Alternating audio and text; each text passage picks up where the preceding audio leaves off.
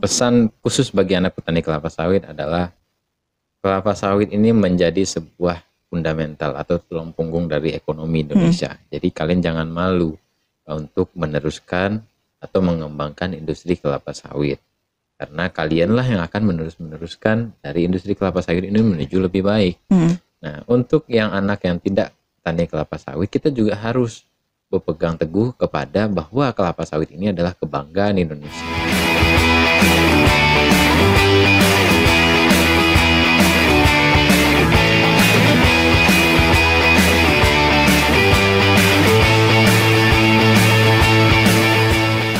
Assalamualaikum warahmatullahi wabarakatuh. Kembali lagi kita di Unilak Podcast. Kali ini masih bersama dengan saya, Anafi Muja. Kita akan berbincang-bincang dengan Apkasindo, Asosiasi Petani Sawit Indonesia, DPW Riau. Nah, sudah bersama dengan saya, abang kita, Bang Jono Albar Burhan, Eskom MGT Inbis CCCL, yaitu Sekretaris Dewan Pimpinan Wilayah Apkasindo Riau.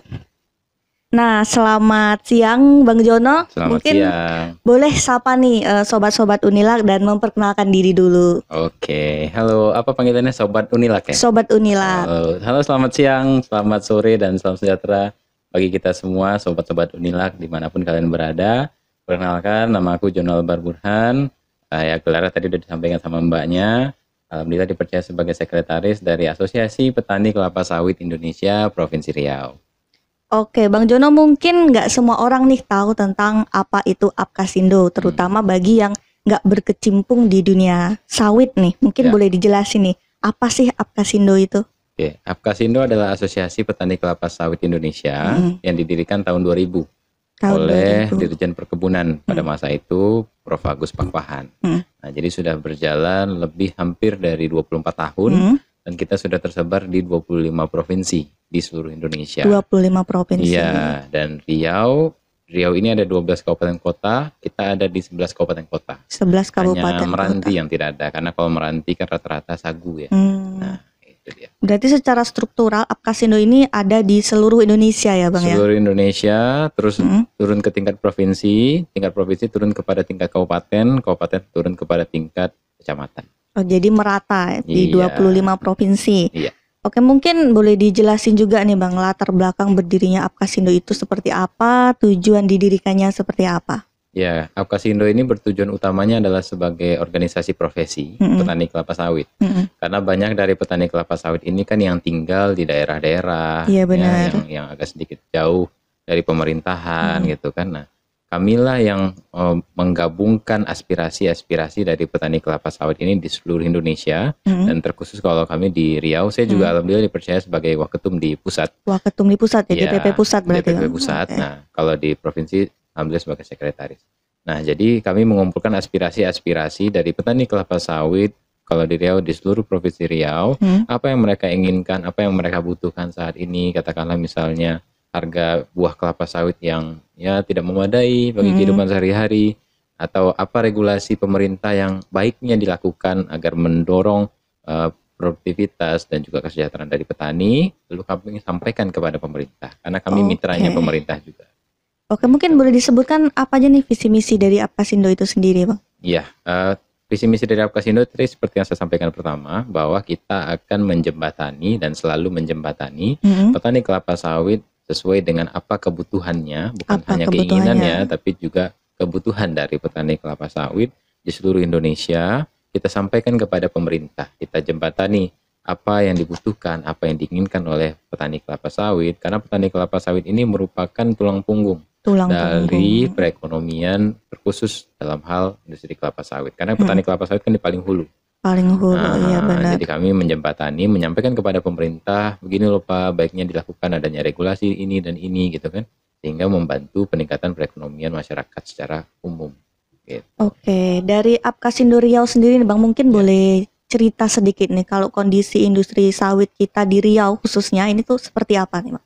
Kalau di Riau ini sebenarnya sangat-sangat unik kalau kita bicara industri kelapa sawit, karena di Riau ini 4 juta lahan kelapa sawit di seluruh provinsi Riau, 2,4 juta itu dimiliki oleh petani. 2,4 juta berarti 2 jutanya milik pemerintah. 1,6 jutanya milik perusahaan dan juga pemerintah. Nah, Oke. jadi Riau ini sangat unik, kepemilikan lahan oleh masyarakat itu lebih luas dibandingkan lagi. oleh perusahaan ataupun oleh pemerintah. Nah, jadi efek dari industri kelapa sawit ini, katakanlah harga sawit sedang turun atau harga sawit sedang naik, itu multiplier efeknya sangat dirasakan. Besar, Bahkan kita pun besar ya. yang sekarang di Kota Pekanbaru, yang notabene kelapa sawitnya hanya sedikit, dapat merasakan itu karena multiplier efeknya sangat besar sekali. Karena hampir separuhnya yang dimiliki Iya, oleh masyarakat. betul. Mungkin boleh cerita juga nih multiplier efek yang bisa dirasakan oleh semua masyarakat Riau itu sendiri itu seperti apa nih, Bang? Nah, contoh paling nyata ya. Contoh paling nyata. Yaitu adalah pada saat pandemi. Pandemi Kita- COVID-19 ya, kemarin ya. 2020-2021 ya.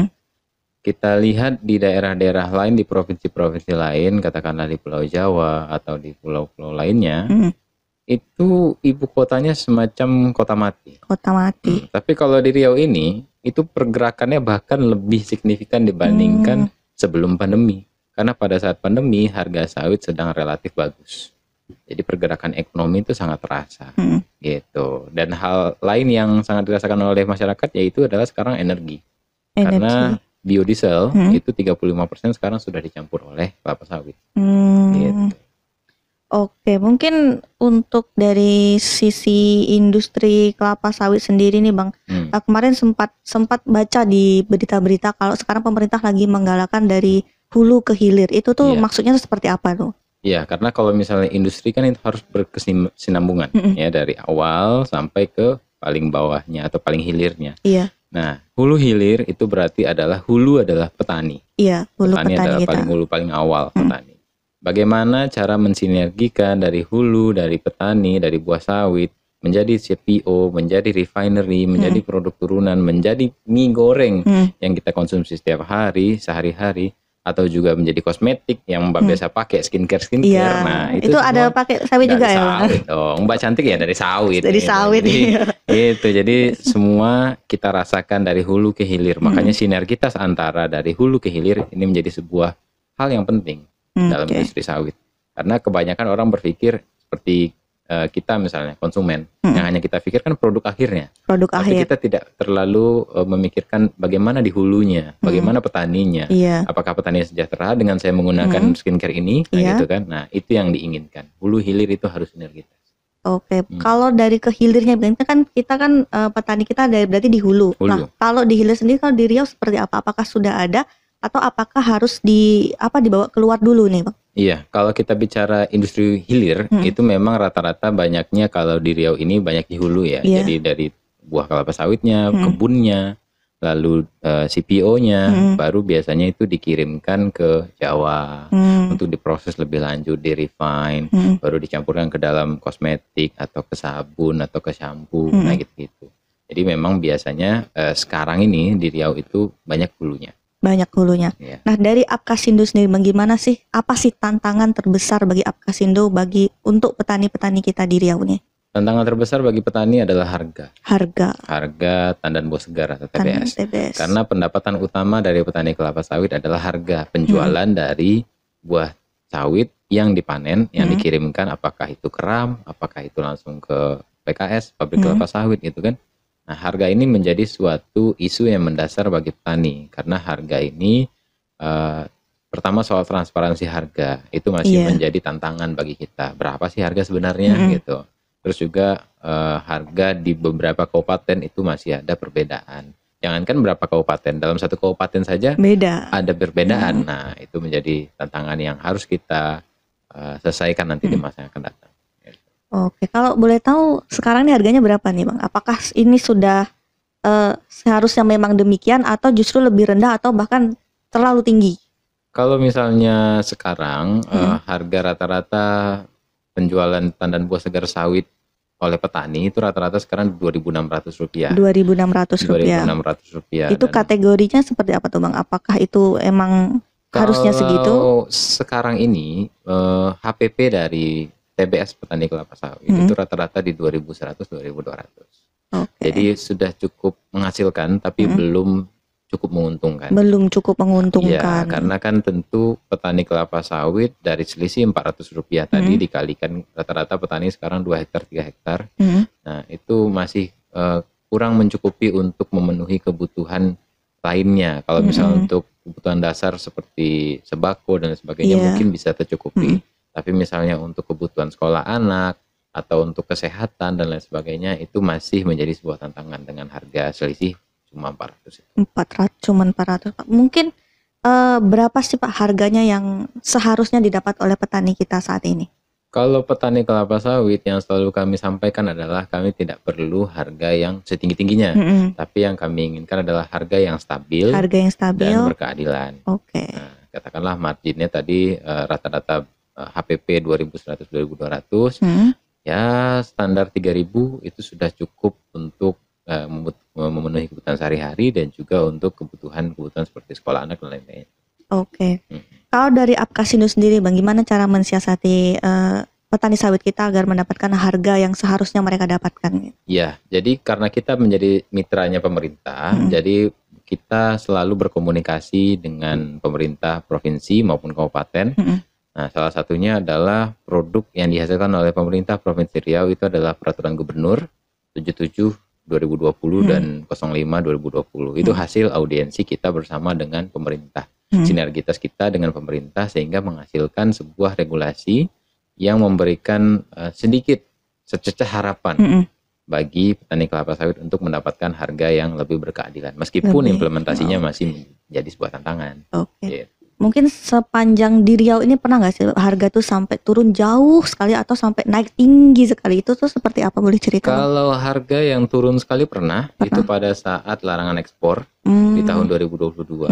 Larangan ekspor sawit itu menjadikan supply atau oversupply di Indonesia. Jadi di pabrik-pabrik itu pada ngantri semua.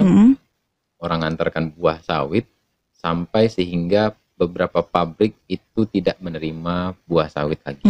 Nah, itu yang menyebabkan harga anjlok, ya namanya ekonomi kan. Semakin tinggi barang tapi yang membelinya semakin sedikit, ya berarti kan itu oversupply. Nah, itu membuat harga sawit pada saat itu terendah dari 3.500 turun menjadi 900 dalam waktu kurang dari 1 minggu. Kurang dari 1 minggu cukup sangat kaget ya petani sawit kita. Oke. Nah, mungkin sekarang ini menjadi isu gitu, Bang. Kalau ada banyak yang bilang kalau sawit itu merusak lingkungan, tidak ramah dengan lingkungan. Kalau dari Apkasindo itu menghadapi tanggapan-tanggapan seperti itu seperti apa nih, Bang? Ya, karena ini memang menjadi sebuah isu yang sebenarnya sudah digembar-gemborkan oleh para NGO asing. Iya. Dan saya sendiri kalau di pusat alhamdulillah dipercaya sebagai internasional, hubungan internasional. Jadi saya kemarin juga tahun ini saya kemarin ke Pakistan, akhir tahun kemarin saya ke India. Itu juga beberapa negara itu mereka gencar mengatakan bahwa sawit itu tidak baik dan segala macamnya. Tapi kita sebagai orang yang mendapatkan kebermanfaatan dari sawit, tentu kita harus berada paling terdepan. Iya, benar. Untuk mengatakan fakta tentang kelapa sawit. Apa fakta tentang kelapa sawit? Yang pertama, Riau ini produsen terbesar kelapa sawit di Indonesia loh. Produsen terbesar di Indonesia. Terbesar kelapa sawit di Indonesia. 20% dari pendapatan Indonesia dari kelapa sawit itu dari Riau. Apa kampanye negatif yang paling gembar-gemborkan oleh pihak luar? Contoh deforestasi itu. Deforestasi ataupun Riau sawit itu boros air. Pertama kita bicara boros air. Riau sebagai produsen terbesar kelapa sawit, Mbak pernah lihat nggak di Riau ini ada daerah yang tandus? Kayaknya daerah yang kering kerontang, tidak ada air sama sekali. Kalau tidak ada air sama sekali kayaknya belum pernah. Belum kan? Belum pernah, apalagi Ibu Dekan kita nih yang di Faverta itu kan orang Inhil. Di Inhil itu kan banyak daerah-daerah gambut yang banyak kanal-kanal. Parit-parit.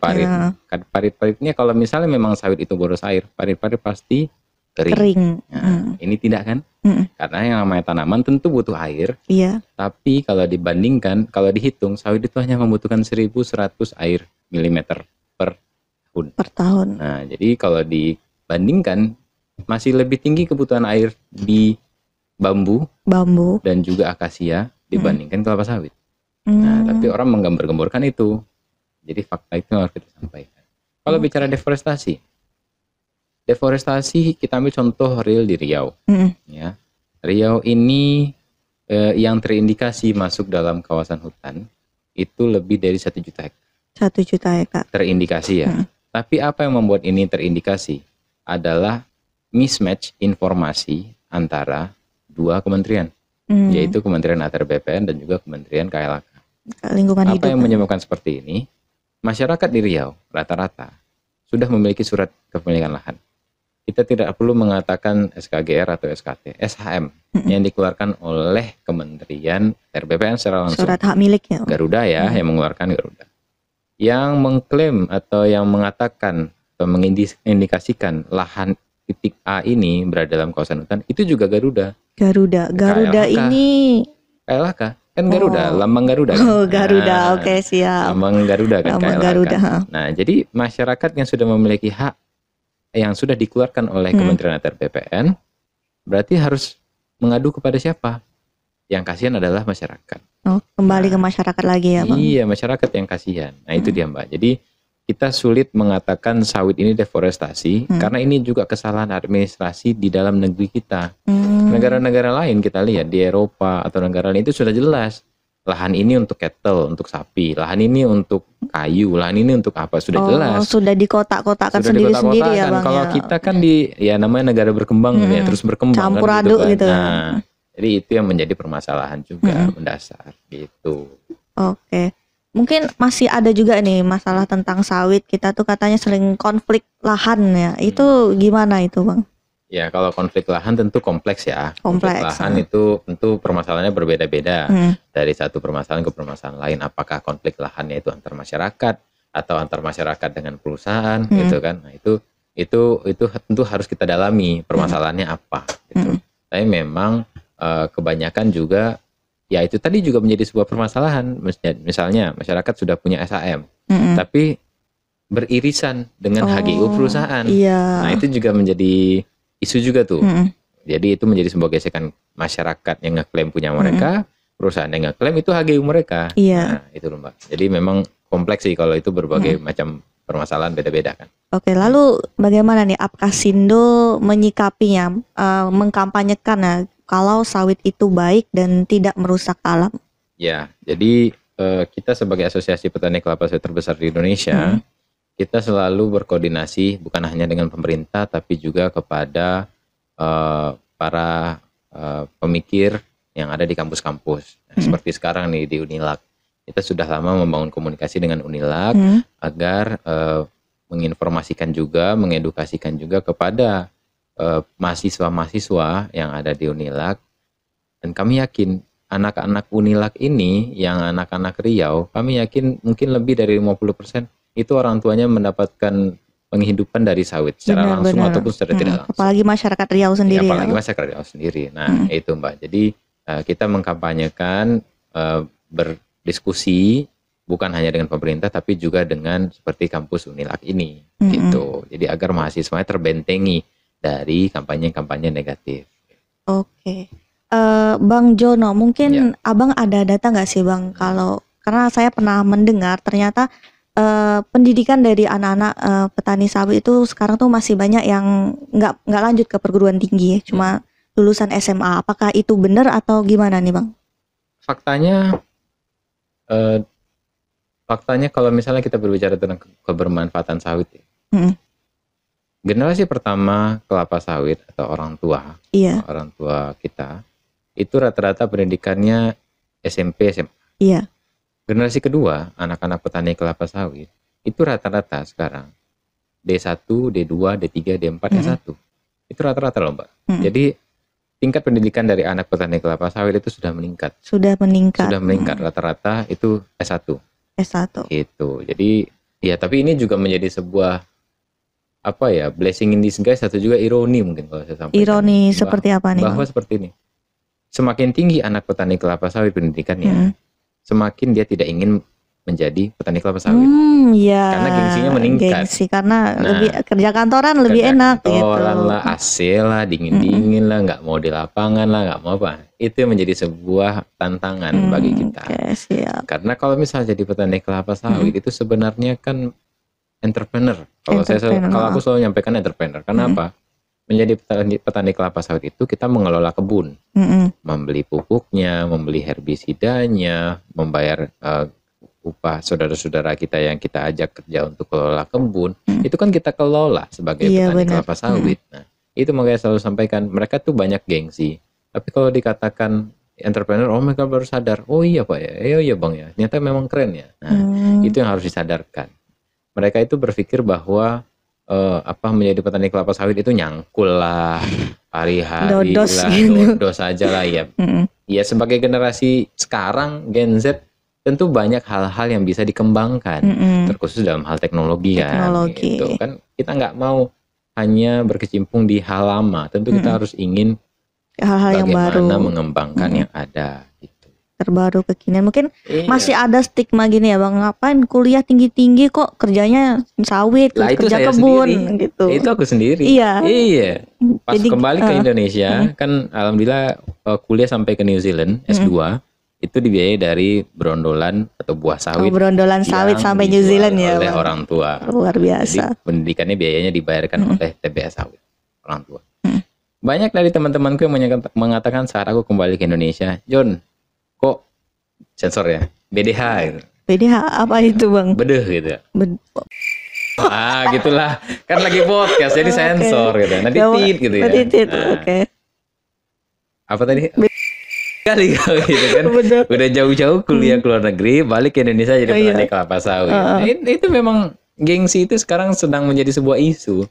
Gitu. Padahal kalau bisa dipikir-pikir, ya menjadi petani kelapa sawit itu bukan hanya soal mencangkul, bukan hanya soal mendodos, tapi kita juga mengelola. Ya mungkin kita manen, ya mungkin kita jangkul, tapi kan itu mungkin hanya 10% lah. Nah, sisanya kan kita memanage, mengembangkan dan manfaatkan ilmu yang dipunya. Kayak kalian anak-anak yang di Unilak kan pasti banyak dapat pendidikan selama kuliah.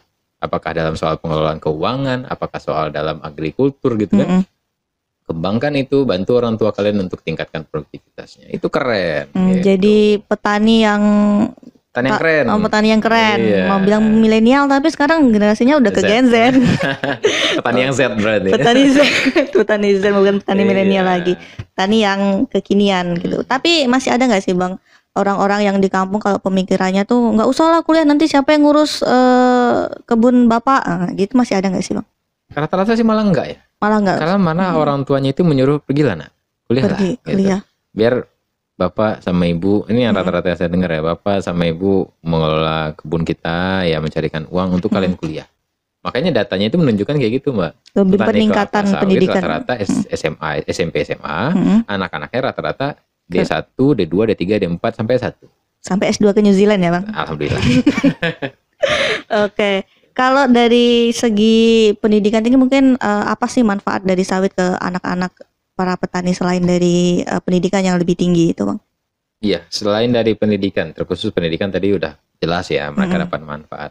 Ya yang kedua dari biaya kebutuhan sehari-hari. Ya kayak mahasiswa-mahasiswa kan ya uang sakunya ya secukupnya gitu kan. Kayak kita juga dulu kuliah dulu ya makan sesekali ya gitu kan. Nah itu kan juga sebuah keuntungan dari kelapa sawit. Karena kalau yang paling gampang yang aku sampaikan sering kepada mahasiswa adalah kalian biasa beli gorengan kan. Beli gorengan sekarang harganya berapa? 5.003. Kalau dulu masih 3.003 gitu kan. Nah sekarang 5.003. 5.003 kalau misalnya kalian beli gorengan harga 50.003 mau nggak? Mbak mau nggak? Nggak mau kan? Nggak mau. Nah, kenapa? Karena yang bahan baku yang digunakan oleh pedagang gorengan sekarang adalah menggunakan minyak sawit. Kalau digantikan dengan olive oil, canola oil gitu kan. Kalau ibu-ibu aja kalau di rumah kalau ada olive oil, netes juga tetes. Sayang banget. 5 tetes gitu. Mahal kalau minyak ini. sawit tuh, nah itu Mbak. Jadi itu salah satu keunggulan dari sawit. Jadi selain dari versatility, dari juga harga dia juga murah. Oke, mungkin pesan nih Bang buat anak-anak petani sawit yang mungkin malu kalau disuruh pulang kampung ke kebun lagi itu apa nih Bang? Ada pesan? Ya, pesan khusus bagi anak petani kelapa sawit adalah kelapa sawit ini menjadi sebuah fundamental atau tulang punggung dari ekonomi Indonesia. Jadi kalian jangan malu untuk meneruskan atau mengembangkan industri kelapa sawit. Karena kalianlah yang akan meneruskan dari industri kelapa sawit ini menuju lebih baik. Nah, untuk yang anak yang tidak tani kelapa sawit, kita juga harus berpegang teguh kepada bahwa kelapa sawit ini adalah kebanggaan Indonesia. Kebanggaan Indonesia. Ya, kita tidak boleh kita harus terbuka lah mengatakan bahwa Malaysia juga produsen terbesar sawit, produsen kedua setelah kita. Mereka itu di mana-mana sawit. Bahkan di film, ini merek ya, nanti ditit juga boleh. Film Upin Ipin. Nah, itu ada background sawit. Gitu. Iya, benar. Kita sebagai produsen terbesar sawit, kenapa kita tidak lakukan itu? Nah, memperkenalkan sawit itu, ya. Hal-hal seperti itu sehingga kepemahaman tentang sawit, keberterimaan sawit bagi mahasiswa, bagi siswa itu menjadi lebih kuat. Gitu. Oke, kalau Apkasindo sendiri Bang, seperti apa melihat industri sawit ini dalam beberapa tahun ke depan, mungkin 5-10 tahun ke depan seperti apa? Kalau kita melihat potensinya akan semakin besar ya ke depannya. Karena ini bukan kampanye, karena sudah terpilih, Bapak Presiden terpilih kita, Bapak Prabowo Subianto. Sekarang kan biodiesel itu sekarang B35. Iya. Ya, dalam 1 liter minyak solar, itu 35% atau 350 mili itu minyak sawit. 650 mililiternya solar murni. Nah, Bapak Prabowo Subianto itu sudah menggambarkan, memplanning untuk menuju ke B50. Jadi nanti 50-50. Nah, berarti kan kebutuhan akan minyak sawit ini semakin besar. Nah, berarti kapasitas juga harus bantu kita tingkatkan sehingga bisa memenuhi kebutuhan ini. Dan itu juga yang kami lihat akan juga membantu meningkatkan harga dari TBS kelapa sawit karena serapannya semakin meningkat dan menghemat devisa kita dari impor solar. Oke, siap. Terima kasih Bang Jono. Mungkin Same. karena kita lagi di lingkungan pendidikan ya, mungkin Apkasindo ada program apa sih Bang ke pendidikan atau ke kampus-kampus gitu? Iya, terkhusus dengan Unilak. Kita saat ini bekerja sama dengan Unilak spesial untuk melakukan yang namanya Sawit Goes to Campus. Sawit Goes to Campus. Iya. Boleh di-spill apa sih Sawit Goes to Campus? Spill ya. Spill. Jadi kalau Sawit Goes to Campus ini adalah tujuannya Apkasindo bekerja sama dengan Unilak untuk mengajak mahasiswa-mahasiswa Unilak dan juga mahasiswa-mahasiswa yang ada di Provinsi Riau untuk lebih memahami tentang kelapa sawit, manfaatnya, ya, fungsinya. Nah, nanti kita akan adakan semacam seminar dan juga agenda-agenda yang menarik bagi mahasiswa gitu. Jadi stay tune. Berarti nanti kita masih bakal berbincang-bincang lagi ya dengan Bang Jono terkait perihal Apkasindo sawit dan juga Sawit Goes to Campus. Yap. Oke. Bang Jono ada pesan-pesan lagi nggak yang pengen ditambahkan gitu? Udah sih, udah banyak. Udah, mungkin ini ya pesan untuk petani kelapa sawit nih sama untuk para pemangku kepentingan terkait sawit. Kalau terkhusus kepada petani kelapa sawit, terus berjuang untuk terus Indonesia berjuang. Oke, karena siap. sawit jadi tulang punggung. Sawit Riau adalah khususnya. tulang punggung Riau. Untuk para pemangku kepentingan Bang, mungkin ada yang ingin disampaikan? Jangan lupakan petani kelapa sawit. Jangan lupakan petani kelapa sawit. Nggak mungkin karena ekonomi kita ditopang sama sawit. Hulunya petani kelapa sawit. Gitu. Oke, siap. Terima kasih Bang Jono udah hadir di Unilak Podcast kita kali ini. Tentu saja Unilak siap berkolaborasi dengan Apkasindo sebagai tempat kuliah bagi petani sawit dan anak-anak petani sawit di Indonesia. Mantap. Salam setara Mbak kalau petani kelapa Oh, sawit. salam setara gini ya. Datar, Salam Mbak. setara. Oh, gini, salam setara. Petani sawit Indonesia. Ada maknanya nggak ini, Bang? Ini setara menandakan kesetaraan antara petani dan juga perusahaan dan seluruh stakeholder. Oke, salam setara. Oke. Demikian podcast kita kali ini. Untuk teman-teman sobat-sobat Unilak bisa mencari informasi lebih lanjut tentang Unilak di website kita unilak.ac.id dan untuk informasi lainnya bisa dilihat di media sosial kita di Instagram @infounilak.official, TikTok kita ada @infounilak dan jangan lupa like, comment, share, and subscribe channel YouTube kita Universitas Lancang Kuning. Demikian podcast kita kali ini, sampai jumpa di podcast-podcast kita yang selanjutnya dan nanti kita masih akan berjumpa dengan Bang Jono untuk membahas tentang Sawit Goes to Campus. Oke, ayo kuliah di Unilak. Ayo kuliah di Unilak, kampusnya orang sukses. Wah, sukses. Salam setara. Salam setara.